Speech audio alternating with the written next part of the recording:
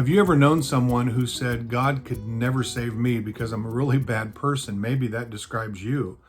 But this passage that we're looking at today here in Acts chapter 9, verses 1 to 9, is the conversion of Saul of Tarsus, later who became the Apostle Paul, the greatest missionary who's ever lived. And so if you've ever had that thought that God could never save you, then this is the video for you.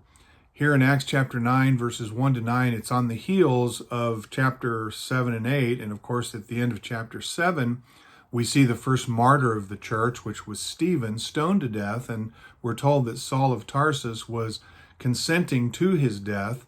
And so here in chapter 9, beginning with verse 1, it says, Then Saul, still breathing threats and murder against the disciples of the Lord, went to the high priest. So again, on the heels of stoning Stephen, he's still breathing out threats and murders against the disciples of Jesus, or the followers of Jesus. And it says in verse 2, And ask letters from him to the synagogues of Damascus, so that if he found any who were of the way, whether men or women, he might bring them bound to Jerusalem.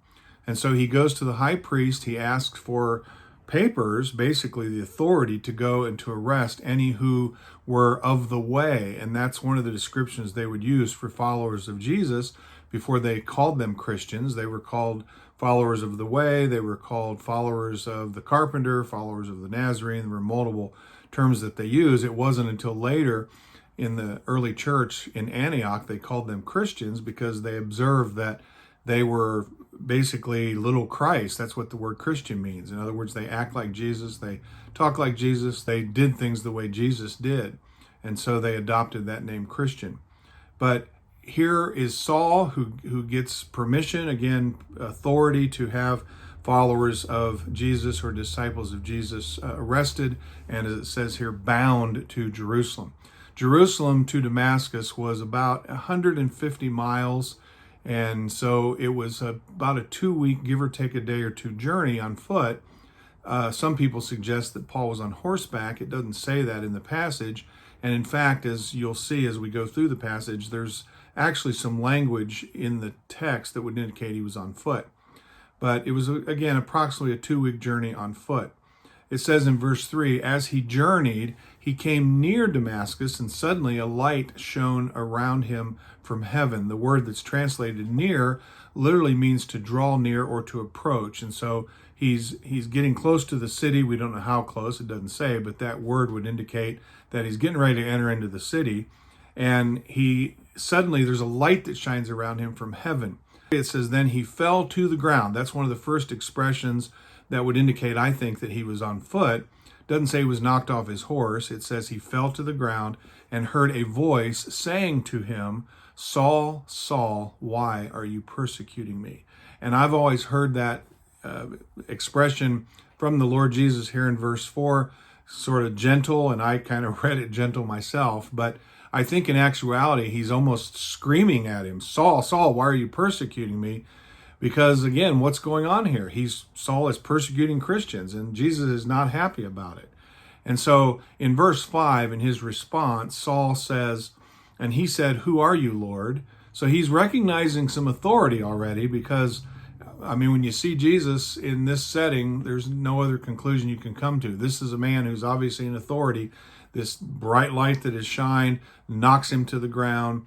Says, Then the Lord said, I am Jesus whom you are persecuting. It is hard for you to kick against the goads.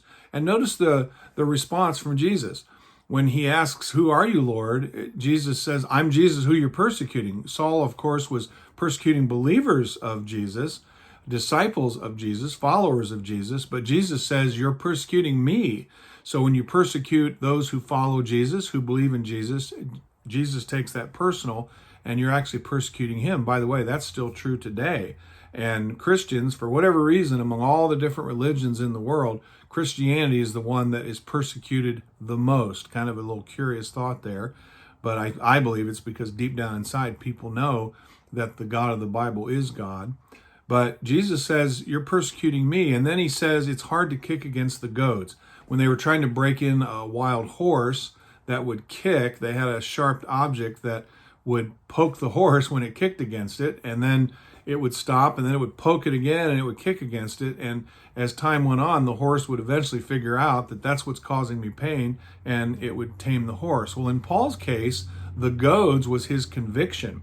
I believe when he was there witnessing Stephen being stoned, that he never forgot that image. We're told in chapter 7 that as Stephen was being stoned to death, that he looked up. By the way, the passage in chapter 6, at the end of chapter 6, going into chapter 7 of Acts, says that he shined like an angel, his appearance. And as they're stoning him to death in chapter 7, it says he looks up, he sees Jesus standing at the right hand of the Father, and he says, Lord, don't lay this sin to their charge. That was an image that Saul never forgot. And so as his conscience was poking against him, so to speak, Jesus said, it's hard to kick against the goads, isn't it? It's hard for you to kick against that. Even though he was passionate in persecuting the church and persecuting Christians or believers in Jesus, he knew that that was not the right thing to do deep down inside. So in verse 6, it says, so he trembling and astonished. I think that'd be the reaction of most people after seeing something like this. I think you too would be trembling and you too would be astonished. So he, trembling and astonished, said, Lord, what do you want me to do? Then the Lord said to him, arise and go into the city, and you will be told what you must do. And of course, at this point, Saul of Tarsus, everything has changed. He was going there to persecute believers in Jesus and to have them bound and taken back to Jerusalem, and everything has changed at this point. Verse 7 says, and the men who journeyed with him stood speechless, hearing a voice, but seeing no one. So they were eyewitness to this, and ear witness, but they didn't see anybody, but they heard a voice, but they didn't see what Saul was seeing. Verse 8 says, then Saul arose from the ground, and when his eyes were open, he saw no one. So he's blinded. And this is another expression, I believe, that would indicate they were walking. It says, but they led him by the hand and brought him into Damascus. If they would have had a horse, it would have been way easier to put him on the horse and led the horse into town. But it says they led him by the hand, which would indicate that he was on foot. It wouldn't make much sense to lead him by the hand and grab the horse and lead the horse separate. So again, it's up for opinion. The passage doesn't literally tell us whether they were on foot or not, but I think that those two expressions would indicate that he was on foot. But in verse 9 it says, and he was 3 days without sight, and neither ate nor drank.